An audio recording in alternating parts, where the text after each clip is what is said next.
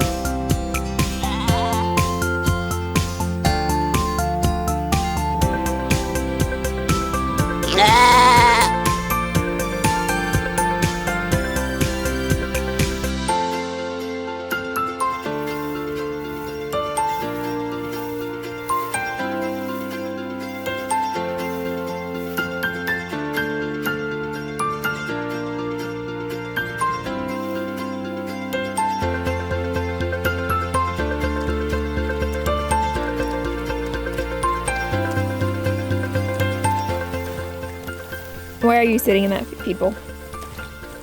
That's Tina's feed dish.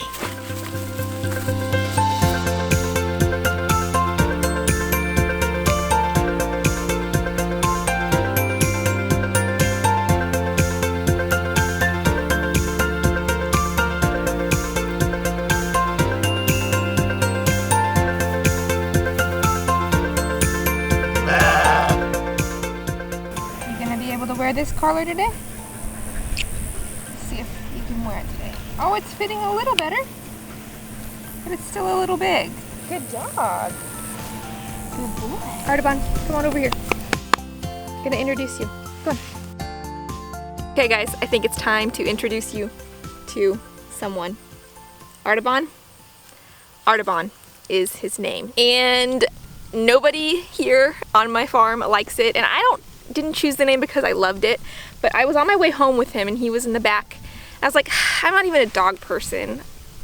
I'm not even gonna name him. He's just gonna be Dog, you know? And his job's gonna be to be with the flock, and I don't even need to give him a name. Then all of a sudden, Artaban came to me. And I don't know if you guys have watched The Fourth Wise Man or not, but that was the name of the fourth wise man on that movie. Comment below if you've ever watched it. It's a good one. If you haven't watched it, it's a good Christmas movie for you upcoming. But that name came to my mind as I was thinking of it, just totally out of the blue. And I looked it up, and it is a Persian name, and it means defender of virtuous people. So I'm gonna like swap that out and say it means defender of virtuous sheep. If you can give sheep the label of virtuous, I don't know. But that's his name, and he is now a part of the flock. He is a Livestock Guardian Dog. And if you guys have been following this channel for any length of time, you will probably have seen a video from, I think it was February. And we brought home 2 dogs that we attempted to train and bond to the flock as livestock guardians. Now those dogs ended up being really good pets and never had a concerning moment with the flock, never had an aggressive moment with the flock, and never really posed any concerns, but they did not bond to our sheep. The reason number 1 was they were not pure Livestock Guardian Dog breed. They were a cross between a herding dog, which was the German Shepherd, and a Pyrenees, which is a Livestock Guardian breed. And I won't say that it's impossible to take a dog like that and make it a guardian, but I will say it's going to be extremely difficult to work against hundreds of years of breeding in an animal. Men work hundreds of years to breed in certain traits to an animal, and to kind of have to work to make it do something it wasn't bred to do, it's going to be really hard, kind of like we found. And ultimately it just didn't work. These dogs are great field dogs, they're great outdoor dogs. While they aren't bonded to the flock, they have a big, strong bark, and I think that big, strong bark really does help keep away the predators that truly do lurk in our neck of the woods. So they're serving a really good purpose, but they were not bonded to the flock, and they did not bond. And number one was, I think it was just the breed issue. Number two was we brought home 2 puppies, and 2 puppies, they got to be loving each other, and they loved playing with each other and became this little isolated community, and really didn't reach out to flock members or sheep for the companionship or even warmth in a practical level that you kind of want for a livestock guardian. You essentially want the dog to think it's a sheep. Number 3 mistake was we brought the dogs home from a family situation. They were raised and loved by children, and that made them great and personable and very easy to handle dogs. But when we brought them home from that family setting and stuck them into our flock, they were just looking for people. They wanted people, and not entirely associated with the need to defend an animal. So this guy is a pure Pyrenees Maremma mix. He came from a working goat ranch, 2 working parents at a goat ranch. I literally plucked him out of the herd, stuck him in the back of my car, and brought him home to the flock, and that's where he's been. He's had very limited human interaction. Now he does interact a lot with me because I am with the sheep hours and hours every day, but aside from that, I have introduced him to members of my family or people here on property one at a time and in a controlled fashion. But aside from that, he has been in the flock.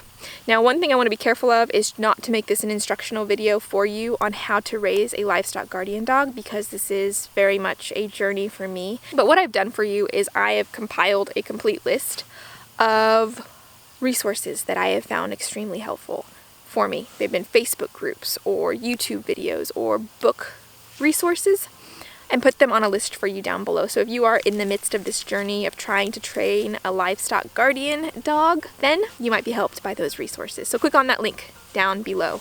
When I brought him back, the first thing I did was I put him in a little bit of a cage enclosure and brought the flock up and introduced him to the flock. Well, some of the ewes didn't love him too much, but Tina just pranced right over and became friends. She's very much my helper in this bonding journey with the flock, so we'll see how it goes. We're gonna take the orange collar off for now.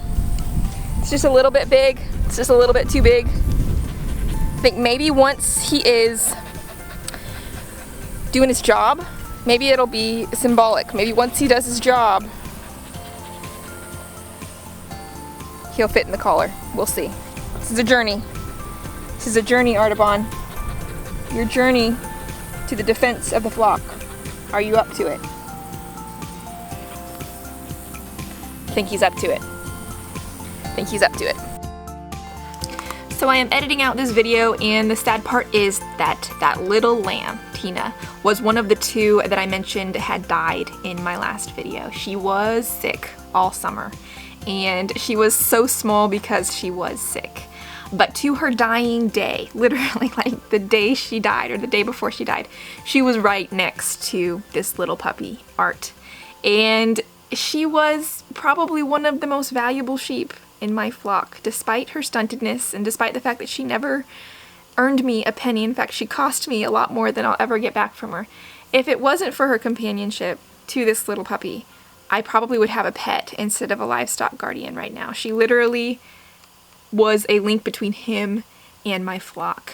And so all of that to say is that yes, she is no longer with us, and Art did lose his best friend, but she kind of was his bridge to the flock. And so for that reason, she was far more valuable than I will ever be able to put on paper. So, hope you guys enjoyed today's video. Please give it a thumbs up if you do. Those thumbs ups, they just kind of push me forward and they push my videos forward. So please do not undervalue your thumbs up. They mean a lot to me. Thank you guys so much, and I look forward to seeing you in the next video.